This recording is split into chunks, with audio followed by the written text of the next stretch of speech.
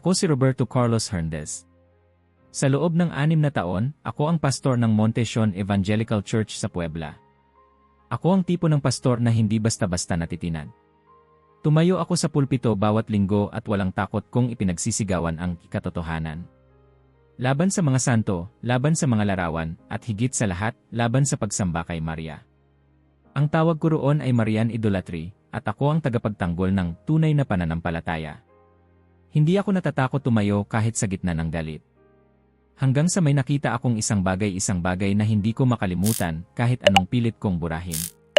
Nagsimula ang lahat sa isang simpleng trabaho. Bago tayo magsimula, mag-like at mag-subscribe dahil may mga bagay dito na kailangan mong malaman bago ang Sinumansero Marso 2023. Isa akong pastor, pero hindi ako nabubuhay sa simbahan. Mahirap maging pastor sa isang maliit na kongregasyon. Kaya kumakayod ako bilang elektrisyan, gumagawa ng mga kableng nakabaon sa mga lumang pader ng mga lumang bahay. Isang araw, may tumawag sa akin para sa isang proyekto. Renovation sa isang lumang colonial house sa makasaysayang sentro ng Puebla. 3 buwan ang proyekto. 80,000 piso. Halos doble ng normal kong kinikita. Agad akong pumayag. Hindi ko alam na ang bahay na yon ay magiging simula ng pagtatapos ko. Pagdating ko sa bahay, sinalubong ako ng mag-asawang may-ari, sina Don Carlos at Donna Esperanza. Mabait, magalang, disente. Parang yung tipo ng mga lolo't lola na gusto mong makakwentuhan habang umiinom ng tsaa. Si Don Carlos ay retiradong inhinyero. Si Donna Esperanza, dating guro. Gusto naming panatilihin ang kaluluwa ng bahay, sabi ni Don Carlos habang ipinapakita sa akin ang plano. Pero kailangan natin ng modernong kuryente. Safe. Malinis. Tahimik. Tumango ako. Walang problema. Ako ang bahala. Sa unang araw pa lang may napansin na ako. Sa gitna ng bahay may maliit na altar. Hindi ordinaryong altar, may kandila, sariwang bulaklak, at isang rosaryong kahoy na halatang luma na talaga. Tinitigan ko ito. Pakiramdam ko, nakatitig din ito pabalik sa akin. Nang mapansin ni Donna Esperanza ang aking tingin, ngumiti siya. Yan ay galing sa biyenan ko, sabi niya. Nagdarasal siya gamit yan mula noong 15 anyos pa lang siya. Bago siya pumanaw, iniwan niya yan dito. Sabi niya, pinoprotektahan daw niyan ang bahay. Tumango lang ako. Wala akong sinabi. Sa totoo lang, gusto kong magsalita.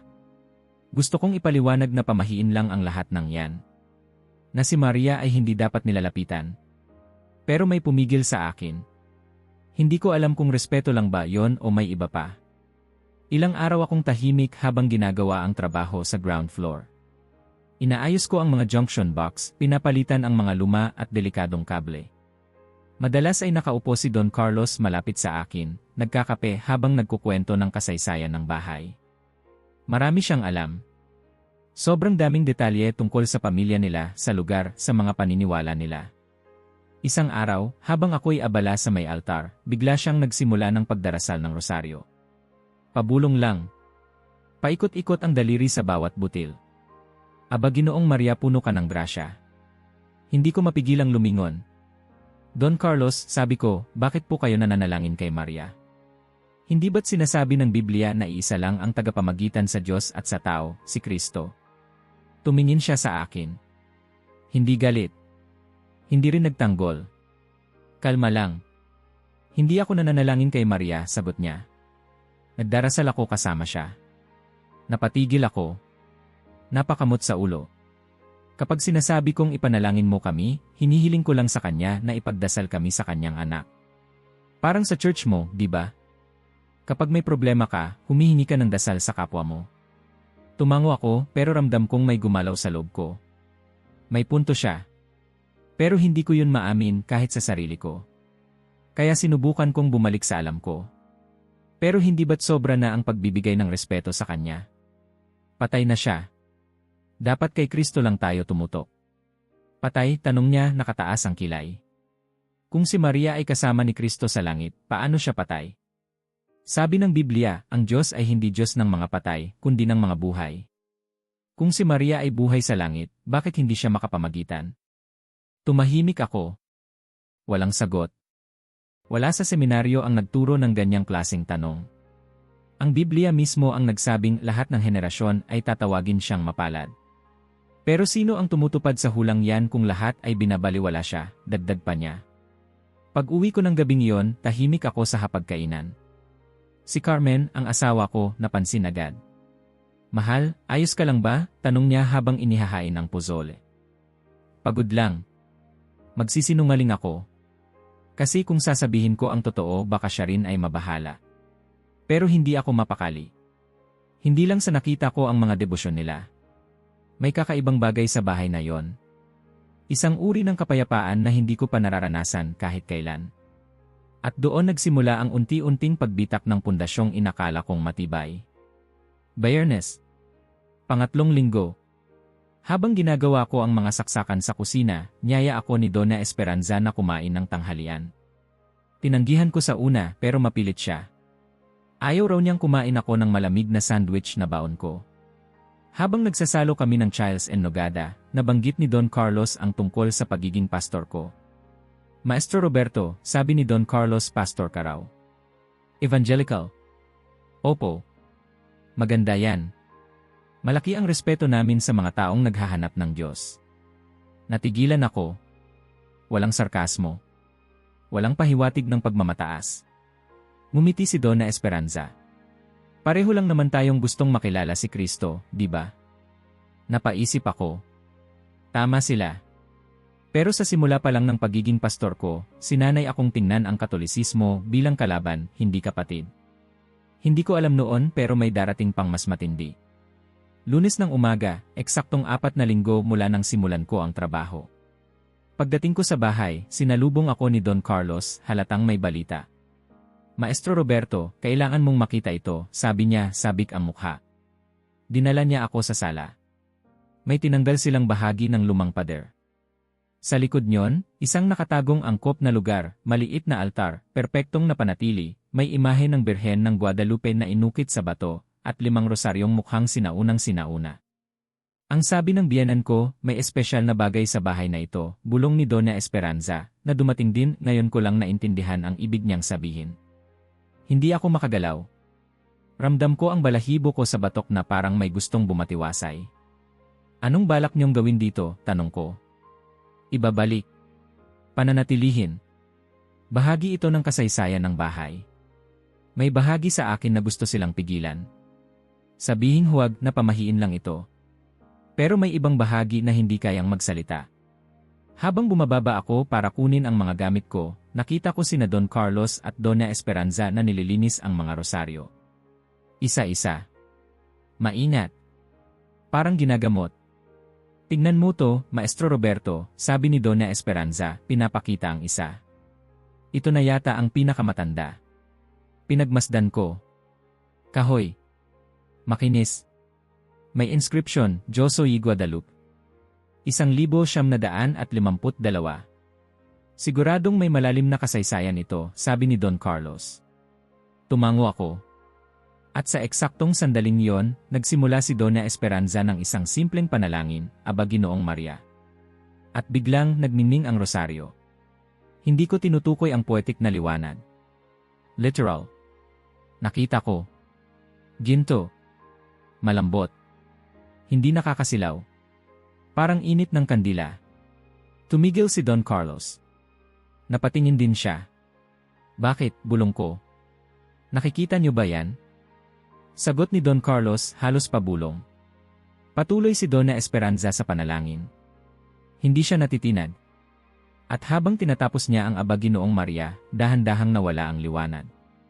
Tahimik ang lahat. Walang gumalaw. Walang nagsalita. Tumigil ang mundo. Hindi ko alam kung paano ko natapos ang araw na yon. Pero sigurado akong hindi na ako uwi bilang parehong tao. Hindi ako makatulog. Kahit anong pilit kong idikit ang likod ko sa kutson, kahit anong dasal, kahit anong pagpikit, ang imahe ng kumikislap na rosaryo ay paulit-ulit sa isipan ko. Pikit bukas. Pikit bukas. Parang may replay sa utak ko na walang off switch. Araw ng Martes, 6:00 ng umaga, nakaupo ako sa mesa, hawak ang tasa ng kape pero hindi umiinom. Nakatulala lang. Tiningnan ako ni Carmen habang nagsusubo ng almusal si Josu. Mahal, tanong niya. Lalo kang hindi makausap ngayon kaysa kahapon. May problema ba sa trabaho? Umiling ako. Mahinang tawa. Pagod lang siguro. Hindi ko masabi. Hindi pa. Pagdating ko sa bahay ni na Don Carlos, dinala ko ang mga gamit ko. Nagsimula akong mag-install ng kuryente sa second floor, pero ang utak ko naiwan sa sala. Sa altar. Sa liwanag. Sa rosaryo. Kinuha ko ang laser thermometer ko, yung ginagamit ko para sukatin ang init ng mga kable. Inilapit ko sa altar. Wala. Normal. Wala ring electromagnetic field. Zero. Walang anomalya. Gumamit ako ng flashlight, iniikot sa paligid. Baka may salamin o refracted light. Wala. Hindi ko masabi kung ako ba'y nagiging baliw o kung masyado lang akong mapagmatsyad. Pero isang bagay ang sigurado, hindi normal ang nakita ko kahapon. Habang abala ako sa paghuhukay ng mga bagong linya sa pader, dumaan si Don Carlos sa koridor. Bitbit ang kanyang aklat. Maestro Roberto, gusto mo ng kape? Gawa ni Esperanza yon, yung may cinnamon. Ah, sige po, salamat. Umupo siya sa isang silyang malapit sa akin. Tahimik lang kami ng ilang minuto. Ang huni ng martilyo, lagari, at tunog ng screw gun ang bumubuo ng ritmo ng silid. Hanggang sa nagsalita siya. May mga bagay talaga sa mundong to na hindi mo basta-basta mauunawaan. Kahit engineer ako buong buhay ko, may ilang pangyayari na kahit lahat ng formula alam mo, hindi mo pa rin masusukat. Tumigil ako. Tiningnan ko siya. Don Carlos. Yung rosaryo kahapon nakita niyo rin ba yon talaga? Hindi ba't baka epekto lang ng araw? Ngumiti siya. Hindi bastos, hindi mapanghamak. Kalmado. Parang ama sa anak. Kung epekto lang yon ng araw, bakit tuwing dasal lang siya umiilaw? At bakit sa parehong intensity, kahit gabi na? Wala akong naisagot. Bumuntong hininga ako at umupo sa sahig. Sa dami ng beses kong naranasang makipagdebate, ngayon lang ako hindi makahanap ng linya ng depensa. Don Carlos, sa totoo lang, hindi ko alam kung anong paniniwalaan ko. Nagtagal ng kaunti ang kanyang tingin sa akin bago siya sumagot. Alam mo, hindi namin hangad na baguhin ang paniniwala mo.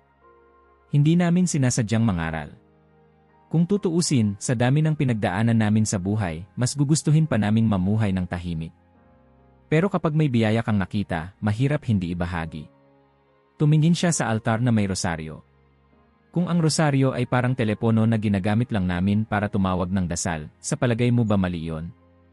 Ibig sabihin lang nun may kinakausap kami. At hindi yon patay na bato. Diyos ang tinutumbok niyan.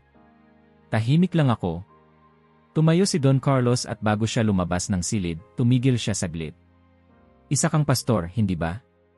Kapag may miyembro sa simbahan mo na may mabigat na pinagdadaanan, pinagdadasal mo ba sila? Naman, sagot ko agad. Tumingin siya sa akin. Diretso sa mata. Walang puwersa. Walang galit. Kung pinagdadasal mo sila, bakit hindi pwedeng ipagdasal ni Maria ang mga anak ng Diyos kung siya mismo ay nasa piling ng Diyos? Nang gabing iyon, habang nag-aayos si Carmen ng mga gamit ng mga bata para sa eskwela, ako naman ay nakaupo sa sala, kunwari nagbabasa ng Biblia, pero sa totoo lang nakatitig lang ako sa isang pahina. Hindi ako makafocus. Naalala ko ang sinabi ni Don Carlos.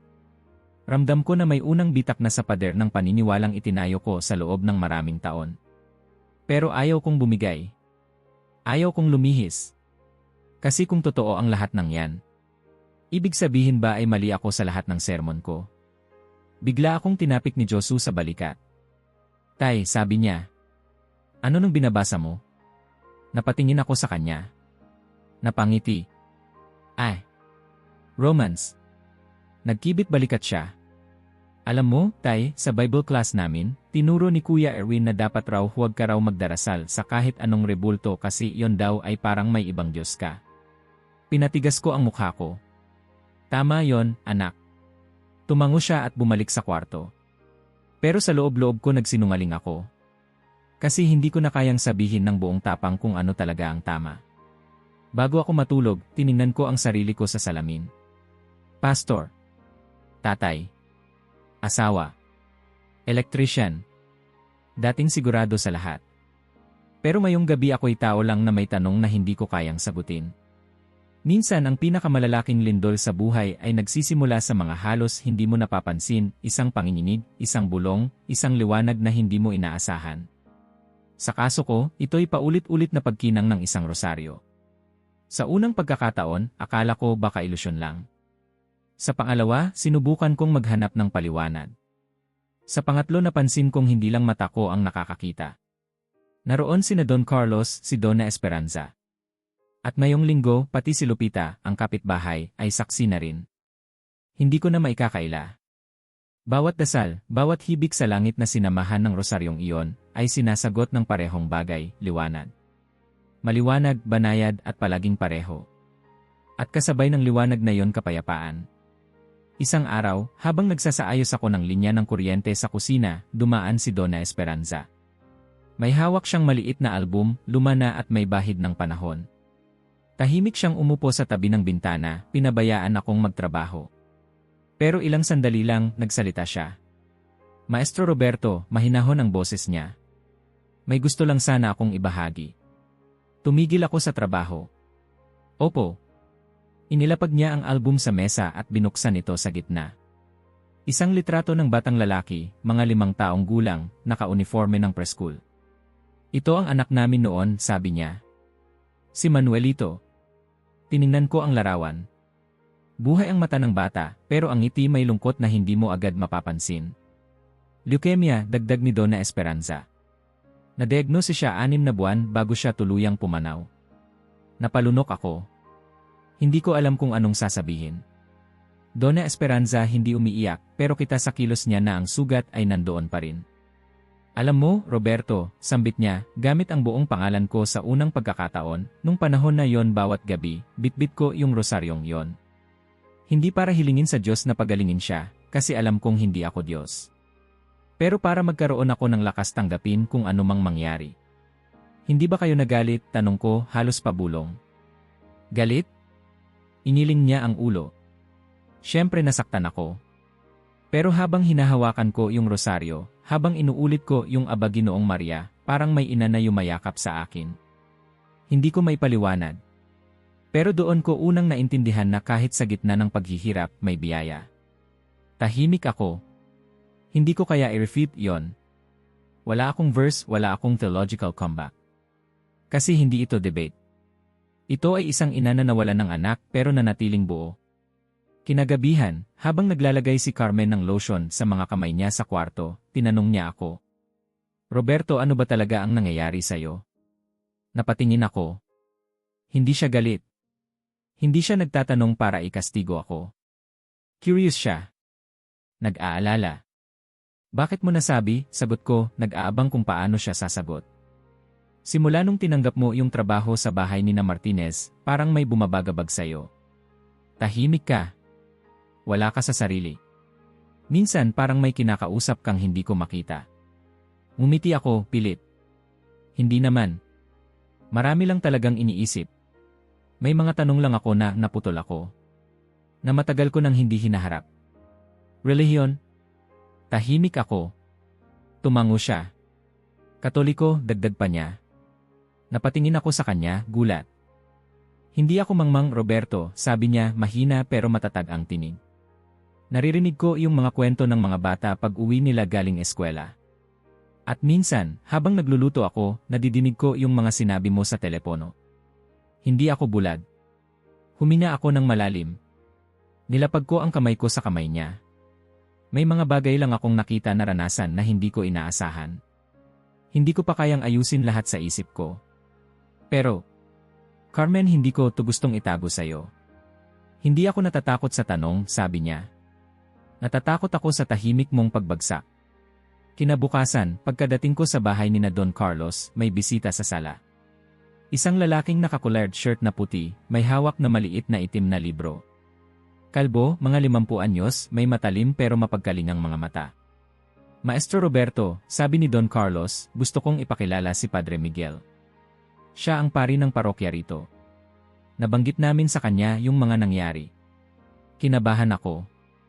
Hindi ko alam kung bakit, pero parang may tensyon sa dibdib ko. Magandang araw, bati ni Padre Miguel. Narinig ko na marami kang tanong. Tumango ako. Wala akong sagot sa lahat, dagdag niya. Pero baka makatulong ako na mas malinaw mong makita kung ano ba talaga ang tinatawag mong hindi maipaliwanag. Nag-usap kami ng mahaba. Hindi siya nagturo. Hindi siya nag-debate. Nagkwento lang siya. Tungkol sa pananampalataya. Sa kasaysayan ng simbahan.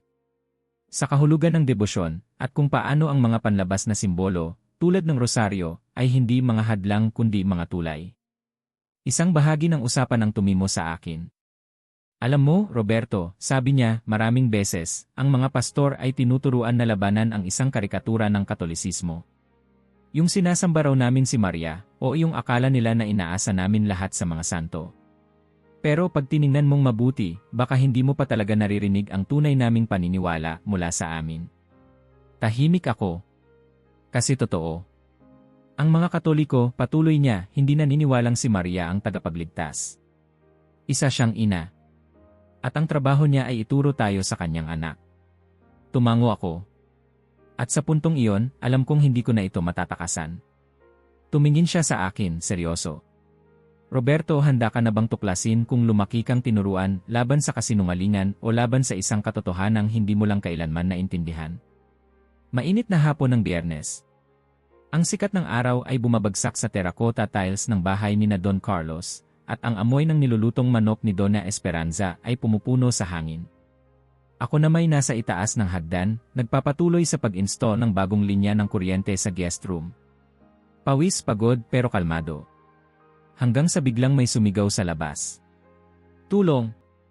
Tulungan niyo kami! May bata! May bata! Nabitiwan ko ang hawak kong screwdriver. Parang may kumalabog sa dibdib ko. Mabilis akong sumilip sa bintana. Doon ko nakita isang babae, yakap-yakap ang isang batang lalaki. Wala itong malay. Nakalaylay ang ulo. Maputla. Parang hindi na humihinga. Tumakbo ako pababa. Sa hallway, nasalubong ko na sina Don Carlos at Donna Esperanza, parehong lumalabas ng bahay. Lupita, tawag ni Donna Esperanza, takot ang boses. Ang anak ko. Si Joaquin, sigaw ng babae habang humahagulgol. Nakakuryente siya sa bahay. May hawak siyang wire. Bigla na lang siyang bumagsak. Hindi ko alam ang gagawin. Tiningnan ko ang bata. Walang galaw. Mabigat ang dibdib. Maputlang maputla. Tila nawala ng dugo sa mukha. Hindi ko ma-detect ang pulso. Bahagyang bukas ang bibig pero walang hangin. Walang tunog. Tumawag ng ambulansya, sigaw ko kay Don Carlos. Tumango siya at tumakbo papunta sa telepono. Ako naman, agad kong pinatong ang bata sa mesa sa sala at sinimulang i-assess ang kalagayan. Pulse, halos wala. Breathing, mahina. Kung mayroon mang oras na kailangang kumilos, ngayon na yon. Donna Esperanza, sigaw ko, may ice pack ba kayo? Kahit malamig na tuwalya. Pero sa halip na magmadaling kumuha ng kahit ano, tumayo siya sa tabi ng bata. Hawak niya ang rosaryo. Tiningnan niya si Lupita sa mata. Maaari ba akong manalangin para sa kanya? Walang pag-aalinlangan. Po, pakiusap lang. Kahit ano. Basta't mailigtas siya. Dahan-dahang lumuhod si Donna Esperanza. Inilagay niya ang rosaryo sa dibdib ni Joaquin. Isang kamay sa ulo ng bata, ang isa sa kanyang sariling puso. At saka siya nagsimula. Aba Ginoong Maria, napupuno ka ng grasya, ang Panginoon ay sumasayo. Bigla sumiklab ang liwanag. Ngunit ibang-iba ito sa mga nauna. Hindi na ito yung banayad na glow na parang ilaw ng kandila. Ito'y parang init ng araw na nakapaloob sa mga butil. Ang bawat kwintas ay tila pulang ginto, lumiliwanag sa isang paraan na hindi mapapaliwanag ng siyensya. Ang hangin sa paligid ay tila naging mabigat ngunit hindi nakakabigla. Kundi nakaantig. Napatingin ako sa bata. Walang pulso kanina. Pero ngayon may pintig. Mahina pero nandoon. Ang kulay ng balat ni Joaquin ay unti-unting bumabalik. Mula sa maputla naging rosas. Ang kanyang dibdib ay nagsimulang gumalaw, unti-unting humihinga. Diyos ko, bulong ko. Si Lupita ay lumuhod na rin, hawak ang paa ng anak niya. Mahal na ina, pakiusap ni. Si Don Carlos sa tabi ko ay tahimik na nanalangin. Lumuluha. Nang matapos ni Donna Esperanza ang panalangin, ang liwanag ay unti-unting bumaba. Ang rosaryo ay naging normal muli. Pero ang milagro hindi na mabubura. Sa loob ng 5 minuto, imulat ni Joaquin ang mga mata. Dahan-dahan. Parang bagong gising. Mama, bulong niya. Si Lupita ay halos hindi makahinga. Yakap ang anak. Umiiyak. Nanginginig. Walang nagsalita. Walang gumalaw. Pagdating ng ambulansya, sinuri agad ng mga paramedic ang bata. Seryoso ang mga mukha. Professional. Pero kita sa kilos nila na nalilito sila. Sigurado po ba kayong nakuryente ito? Tanong ng isa habang tinitingnan ang mga palad ni Joaquin. Opo, sagot ni Lupita. Galing siya sa likod bahay. May sirang wire and. Pero maam kung totoo yon, dapat hindi siya ganito kalakas agad. Walang external burns, minimal lang ang muscle trauma. Normal ang neurological response. Para siyang hindi nabigyan ng kuryente, bulong ng isa pa.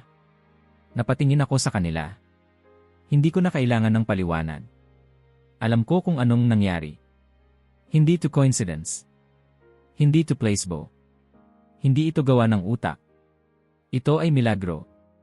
Nang umalis ang ambulansya, naiwan kami, ako, si Don Carlos, si Donna Esperanza, at ang rosaryong nakapatong pa rin sa mesa. Tahimik. Parang may banal na presensya sa sala. Walang nagsalita ng ilang minuto. Ako na ang unang bumasag ng katahimikan. Hindi ito natural, mahina kong sabi. Hindi ito psychological. Hindi ito illusion. At hindi ito demonic. Tiningnan ako ni Don Carlos. Tumango.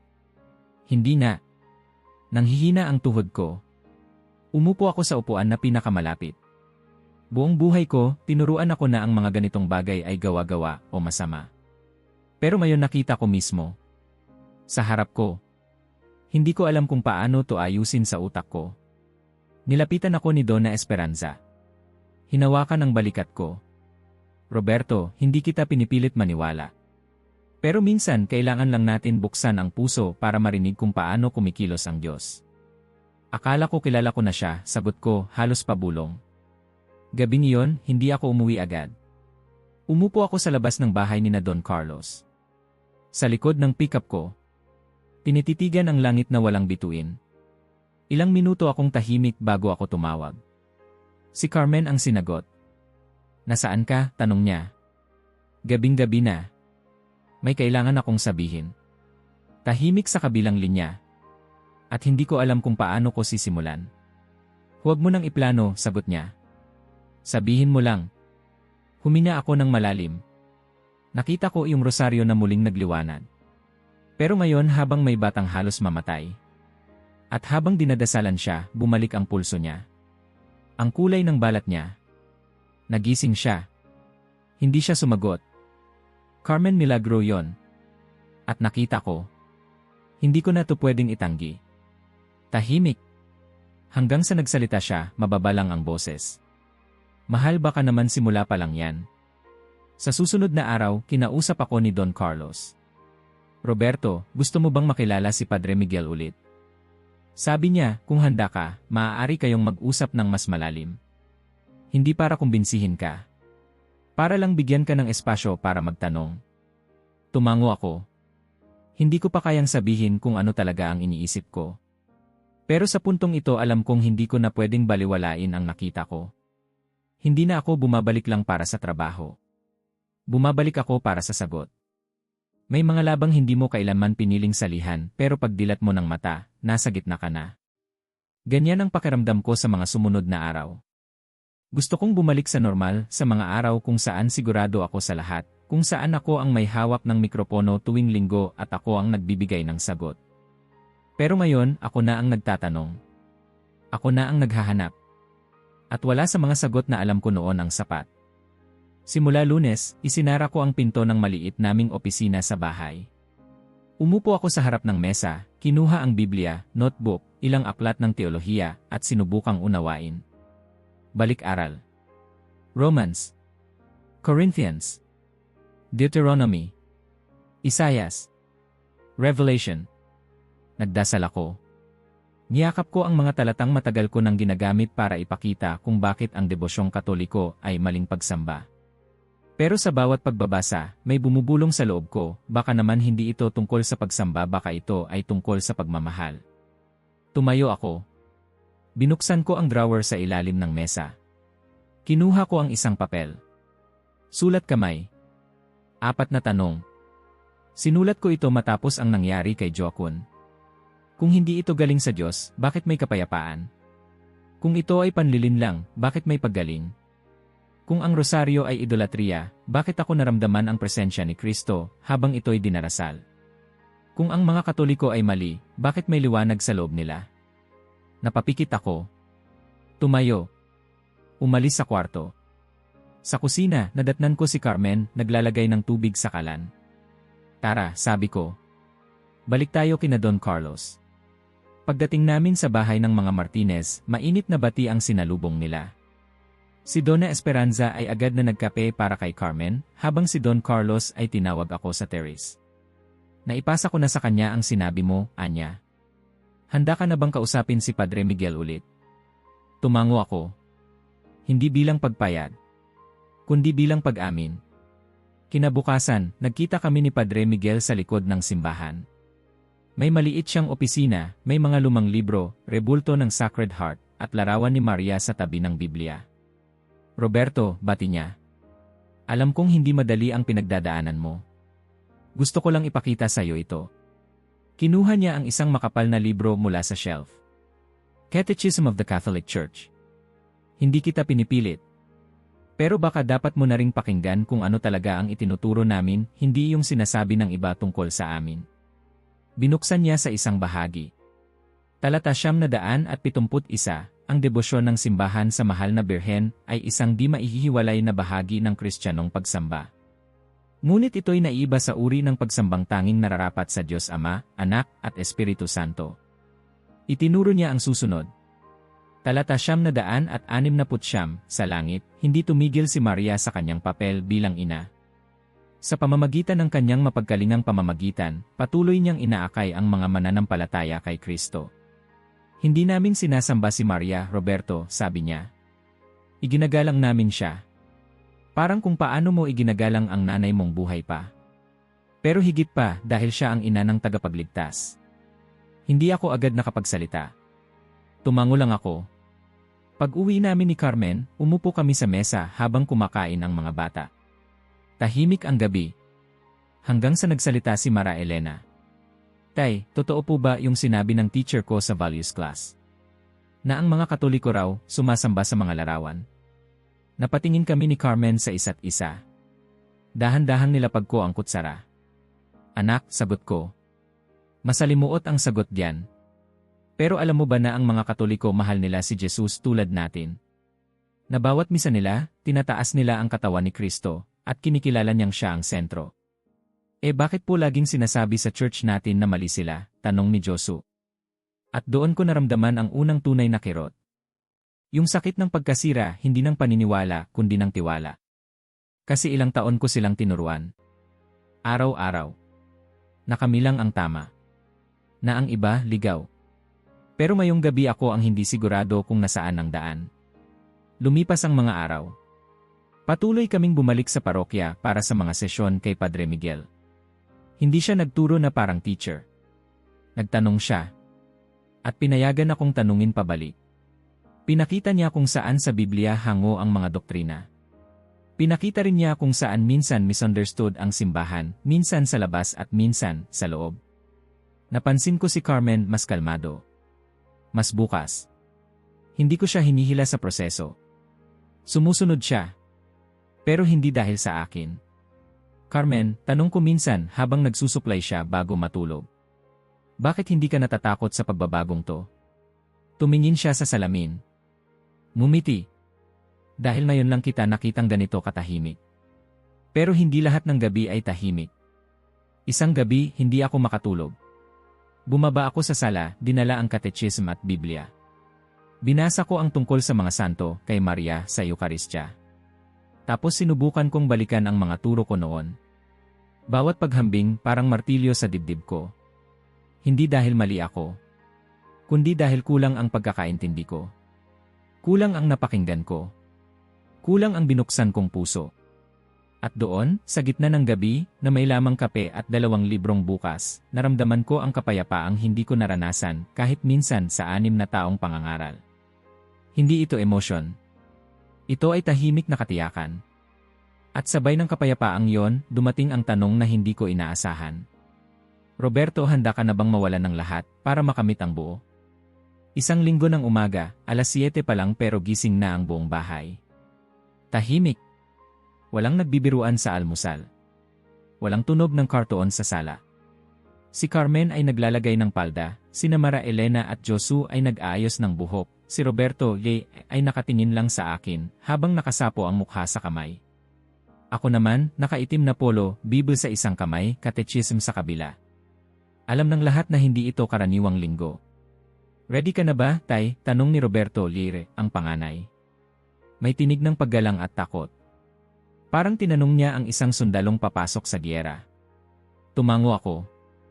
Hindi, sagot ko. Pero pupunta pa rin tayo. Pagpasok namin sa Montesion Evangelical Church, nagtaas ng mga kilay ang ilang miyembro. May bumati pero may halatang iwas. Napansin ko agad na may usapan sa paligid. Hindi normal ang katahimikan. Parang may batong mabigat sa hangin. Ang worship team ay nag-umpisa na. Kumanta sila ng Here I Am to Worship. Pamilyar na tugtugin. Isang awitin na ilang ulit kong ginamit sa mga altar call, sa mga emotional Sunday services, sa mga sermon ko kung saan maraming umiiyak, lumuluhod. Ngunit ngayon ibang-iba ang pakiramdam. Pagkatapos ng huling kanta, umakyat ako sa entablado. Mabilis na kinindatan ako ng superintendente ng distrito, si Pastor Emilio, na minsang naging mentor ko. Nasa likod siya, hawak ang kanyang tablet. Tumapat ako sa mikropono. Lalamunan kong tuyong-tuyo. Pero hindi na ako babalik.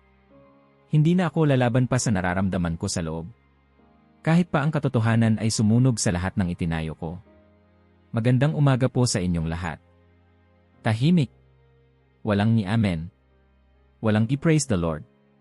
Baka nararamdaman na nila. Huli ko pong pagtayo sa pulpito ng simbahang ito. May umbol. Isang bulong ng gulat. May nadinig akong ano daw sa bandang kanan. 6 na taon akong naging pastor ninyo. 6 na taon na nagturo ako ng mga bagay na buo kong pinaniniwalaan. Nagsermon ako ng daan-daang beses tungkol sa Katolisismo, tungkol kay Maria, tungkol sa mga larawan, tungkol sa idolatria. Pero nitong mga nakaraang buwan dinala ako ng Diyos sa isang lugar kung saan kailangan kong harapin ang mga paniniwala ko. At ngayon, narito ako hindi para ipagtanggol ang sarili, kundi para magpakatotoo. Tumigil ako sandali. May nakita akong bagay na hindi ko maipaliwanag. Isang rosaryo. Nagningning habang dinadasalan. Isang bata na malapit ng mamatay ang nakaligtas habang idinadalangin ng kanyang ina. Isang kapayapaan na hindi ko kailanman naramdaman sa loob ng 6 na taon ng pangangaral ko. At sa gitna ng lahat ng ito narinig ko ang tinig ng Diyos. Hindi tunog. Hindi vision. Kundi katotohanang bumubulwak sa puso ko. 1.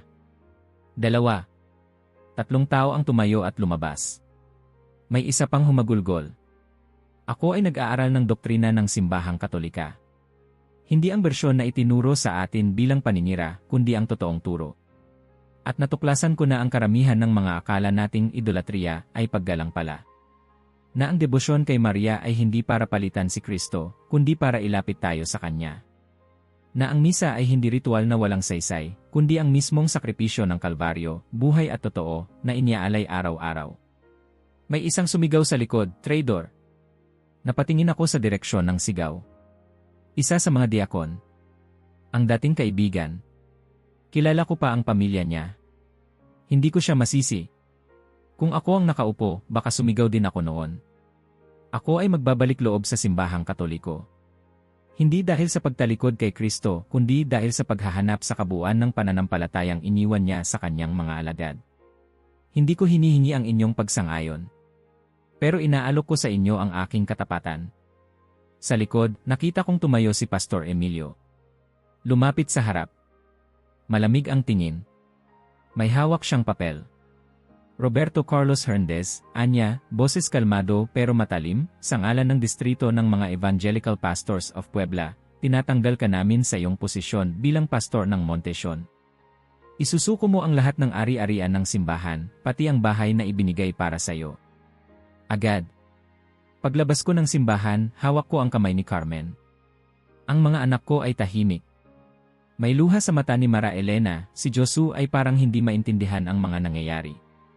Si Roberto Lire, ang pinakamatanda, ay hindi umiimik. Okay lang ba kayo? Tanong ko sa kanila.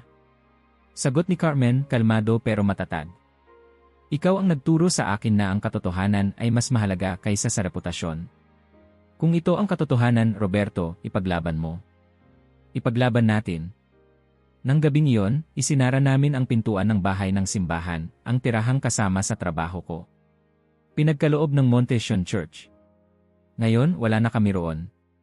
Pinakdin namin ang mga gamit, inilagay sa pickup. Walang direksyon. Walang plano. Walang susunod na tirahan. Pero may isang bagay kaming bitbit pa rin. Kapayapaan.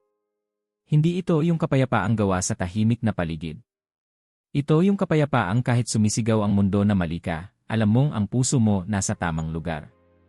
Kinabukasan, habang naghahanap kami ng pansamantalang matutuluyan, tumawag si Don Carlos. Roberto, narinig namin ang nangyari. May extra room kami dito sa bahay. Wala namang gagamit. Kung gusto ninyong magpahinga rito, habang inaayos niyo ang susunod na hakbang bukas ang bahay namin. Napahawak ako sa noo. Hindi ko alam kung iyak o tatawa. Tumingin ako kay Carmen. Tumango siya. Walang salita, pero parehong sagot. At doon, sa parehong bahay kung saan ako unang ginulo ng isang rosaryong nagningning, ako at ang aking pamilya ay nagsimulang muli. Walang trabaho. Walang simbahan. Walang siguradong kinabukasan. Pero may bagong pananampalataya. May bagong pamilya. At may bagong paninindigan. Isang umaga sa kalagitnaan ng Oktubre, nagising akong walang kaba. Walang pangamba. Walang tanong na nakabitin sa ere. Sa halip, may tahimik na init sa dibdib, parang yakap na hindi mo alam kung kanino galing, pero sigurado kang hindi mo na kailangang tanungin pa. Tinignan ko si Carmen, natutulog pa, mahigpit ang hawak sa Biblia na naidlip niyang yakap mula kagabi. Tumayo ako, lumabas ng silid at nadatnan si Mara Elena sa may altar sa sala, tahimik na nagdadasal. Walang sinabing linya, walang rosaryo sa kamay, pero ang matay nakapikit at ang labi bahagyang gumagalaw. Bumaba ako papuntang kusina. Nandoon si Roberto Lire, nagkakape. Gising ka ng maaga, sabi ko. May babasahin lang ako ulit mula kay San Agustin, sagot niya. Hindi ko pa lubos maintindihan yung confessions niya, pero parang may lalim na hindi ko kayang ipaliwanag. Umiti ako. Dati, confessions, para sa akin ay puro kasalanan lang ang laman. Pero sa totoo lang pun pala ng pag-ibig. Tumango siya. Tay tumigil siya saglit, naisip ko pong mag-retreat. Yung vocational. Para sa mga nag-iisip pumasok sa seminaryo. Hindi ako agad nakasagot. Hindi ko pa po sigurado, pero gusto ko pong alamin kung tinatawag ba talaga ako ni Kristo sa pagkasaserdote. Lumapit ako, tinapik ang balikat niya, at buong puso kong sinabi, huwag kang matakot sa tawag. Mas matakot kang huwag sumagot. Lumipas ang mga buwan mula nang iwan namin ang Montesion. Sa simula, hirap kami. Walang trabaho. Walang bahay. Pero hindi rin kami nagkulang. Isang parokya sa kabilang barangay ang nag-alok sa akin ng part-time work bilang maintenance staff. Hindi ito pulpito. Hindi ako nagtuturo. Pero ako'y nandoon, nag-aayos ng wiring sa mga lumang simbahan, nagsiset up ng speakers, minsan ay tinutulungan ang mga pari maghanda para sa misa. Hindi ako pari. Hindi ako pastor. Pero ako'y tagasunod. Si Carmen naman ay nagsimula sa maliit na grupo ng mga kababaihan sa parokya. Tahimik lang siyang nakikinig sa una. Pero dahil sa likas niyang pag-aalaga, siya ay hinirang bilang volunteer catechist. Ngayon, nagtuturo siya sa mga batang naghahanda sa unang komunyon. Si Mara Elena ang laging nauuna sa simbahan para tumulong maglagay ng bulaklak sa altar. Si Josu ay sakristan na. Hindi namin ito plano. Pero ito pala ang plano ng Diyos. Sa loob ng ilang linggo matapos ang milagro kay Joaquin, napansin kong ang rosaryo ni Donna Esperanza ay hindi na muling lumiwanag. Hindi kahit minsang gumuhit ito ng ilaw mula sa dasal. Noong una, tinanong ko siya kung bakit. Baka po tapos na ang milagro, tanong ko minsan habang naglalakad kami papunta sa parokya. Ngumiti siya. Roberto, tapos na ang parte ng Diyos na kailangang makita mo. Ngayon, pananampalataya mo na ang kailangang gumalaw. Hindi ko agad na intindihan. Pero noong linggong iyon, habang tinanggap ko ang Eukaristya sa misa, habang nakaluhod, luhaan, at ang mga kamay ko ay parang walang laman pero puno, naunawaan ko na. Hindi ko na kailangang humawak ng rosaryo para maniwala. Kasi ngayon hawak na ako ng Diyos. Si Padre Miguel ay naging higit pa sa isang gabay. Isa na siyang kaibigan. Tuwing Miyerkules, nagkakaroon kami ng mahabang usapan tungkol sa pananampalataya, kasaysayan ng simbahan, mga suliranin ng mga dating evangelical na gustong umunawa. Minsan, pinakikilala niya ako sa mga seminarista. Minsan, ako ang kasama niya sa outreach. Pero kahit kailan, hindi niya ako tinuring na convert lang. Isang gabi, habang nagkakape kami sa veranda ng kumbento, tinanong niya ako, Roberto, ano nang pakiramdam ng hindi na ikaw ang pastor? Napaisip ako. Parang may tinanggal sa akin, pero may ipinalit na hindi ko alam na kailangan ko. Tumango siya. Minsan, kailangan mawala ang ingay para marinig ang pabulong ng Diyos. Isang hapon, dumalaw sa bahay si Pastor Anders. Dati siyang kasamahan ko sa seminaryo. Matagal kaming hindi nagkita mula nang pumutok ang balita tungkol sa akin. Nasa sala siya, tahimik, hawak ang lumang Biblia niya. Roberto, simula niya, ayoko sanang pumunta. Kasi galit ako. Galit ako dahil iniwan mo kami. Pero galit din ako sa sarili ko. Kasi ilang beses ko na ring tinanong ang mga tinanong mo. Pinili ko lang huwag pansinin. Walang imik ako. Hinayaan ko siyang magpatuloy. Ngayon, gusto kong malaman. Hindi para magpa-convert agad. Pero para malaman kung totoo ba ang lahat ng sinabi nila sa amin tungkol sa mga Katoliko. Pwede bang makinig lang? Tumango ako. Ang tanong na tapat ay mas banal kaysa sa paniniwalang bulag. Hindi ko alam kung susunod siya sa yapak ko. Hindi ko trabaho ang kumbinsihin siya. Pero simula nang bumukas ang pinto ng bahay para sa kanya, naging daan ito sa iba pang pag-uusap. May isa pang dating pastor na tumawag. May nag-email. May nagtanong kung pwedeng dumalo sa misa bilang bisita lang. Ang kwento ko ay hindi na lang tungkol sa akin. Ito na ay kwento ng muling pagkikita. Nang mga dating magkalaban, ngayoy sabay na nakaluhod sa parehong altar. Nang dating takot sa Birheng Maria, ngayoy humihingi ng tulong sa kanyang dasal. Nang dating pastor, ngayoy lingkod sa katahimikan. Isang gabi, habang nakaupo kami sa harap ng altar ng bahay ni na Don Carlos, si Carmen ay nagbabasa ng catechism, si Roberto Lee ay sumasagot sa isang worksheet para sa kanyang discernment retreat, napansin kong nandoon muli si Donna Esperanza. Tahimik siyang umupo sa tabi ko. Kumusta ang puso mo, Hijo? Tanong niya. Umiti ako. Hindi ko na kailangang makita ang liwanag sa rosaryo para malaman na totoo siya. Ngumiti rin siya. Kasi ngayon, ang liwanag nasa loob mo na. Tumulog ang kampana ng simbahan sa 10:00 ng umaga. 3 beses. Mahaba. Mabagal. Malalim. Ako ay nakatayo sa gilid ng altar, suot ang simpleng polo. Walang kwintas ng pastor. Walang linyang papel sa kamay. Wala rin akong titulo. Ako na lamang, si Roberto Carlos Hernandez, isang dating pastor, isang ama, isang asawang nakatagpo ng Diyos sa isang lugar na hindi ko kailanman inakalang hahanapin ko siya. Ang simbahan ay siksikan. May mga nakatayo na sa likod. May mga dating kaibigan, may mga bagong mukha, may mga dating kasama ko sa simbahan. May mga nakayuko, may umiiyak pa lang sa pag-awit ng Tanging Yaman. Sa tabi ko, si Padre Miguel, tahimik lang, nakangiti, hawak ang kanyang Biblia. Tumango siya sa akin, tahimik na pagsang-ayon. Panahon na. Huminga ako ng malalim, lumapit sa mikropono, at nagsimulang magsalita. Magandang umaga po sa inyong lahat, ni.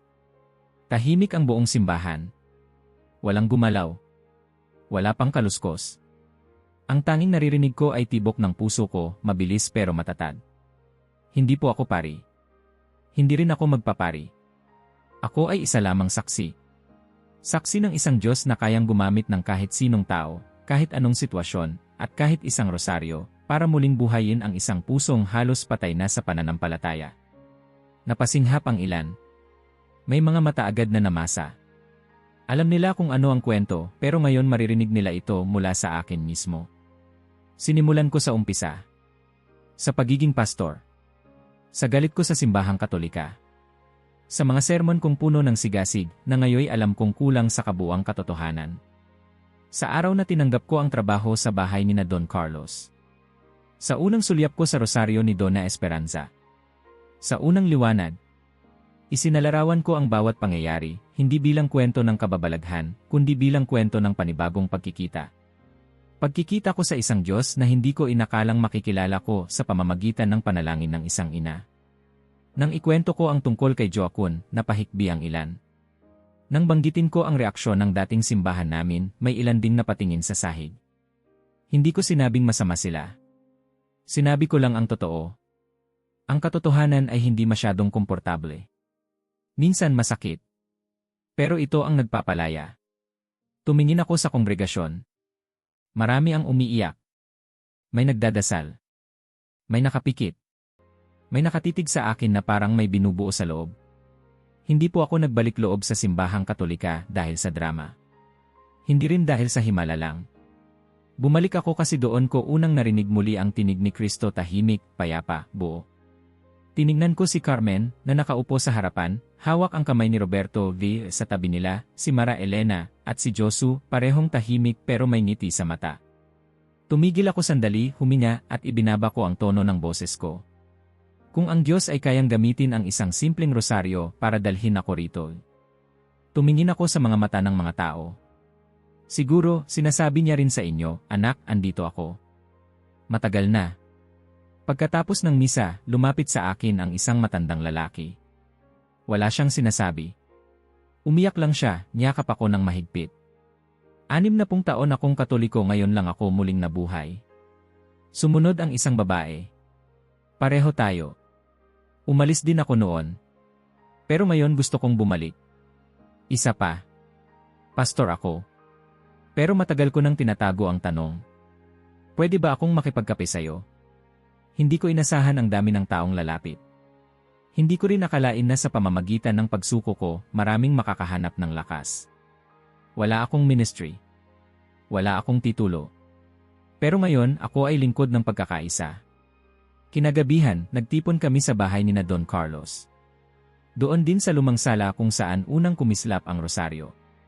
Ngayon, tahimik lang ito, nakasabit sa altar. Hindi na ito umiilaw. Pero hindi na rin kailangang lumiwanag pa.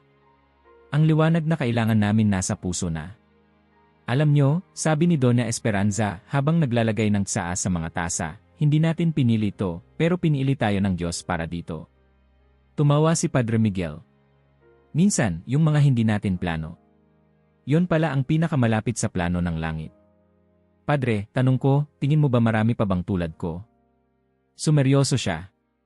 Mas marami kaysa sa inaakala mo. At kapag handa ka na, baka ikaw ang susi para matulungan silang hanapin ang daan pauwi. Bago kami matulog, lumapit si Carmen sa akin habang pinapatay ko ang ilaw sa kwarto. Alam mo kung ano ang hindi mo sinabi kanina? Ano? Na hindi lang rosaryo ang ginamit ng Diyos. Ginamit niya pati ang pagsuko mo. Ang buong buhay mo. Umiti ako. Niyakap ko siya. Mahigpit. Hindi ko kailanman pinagsisihan. Sa mga nakikinig ngayon, baka may karanasan ka ring hindi mo maipaliwanag. Baka may tanong kang matagal mo nang nilalabanan. Baka may tinig na matagal mo nang pinipiling baliwalain. Pakinggan mo. Baka hindi ito tanong ng pagtalikod. Baka ito ay tawag pauwi. Ang pagkakahiwalay ng mga Kristiyano ay hindi gawa ni Kristo. Tayo ang lumikha nito. Siguro nga panahon na para buwagin natin ang mga pader na yon. At kung gusto mong maintindihan kung bakit iniwan ko ang lahat para sundan ang pananampalatayang ito, kailangan mong malaman kung ano talaga ang nangyari sa ikalawang pagbisita ko sa bahay ng pamilya Martinez. Ikwento mo sa comments, naranasan mo na bang may bagay na yumanig sa pananampalataya mo? At kung gusto mong malaman kung ano talaga ang sikreto ng rosaryong yon, may isang detalye na halos walang nakapansin. Sa susunod na video, ipapakita ko sa iyo. Kung naabot mo na ito, mag-iwan ng like at mag-subscribe dahil ang mga balitang tulad nito, ikaw ay dapat ang unang nakaalam.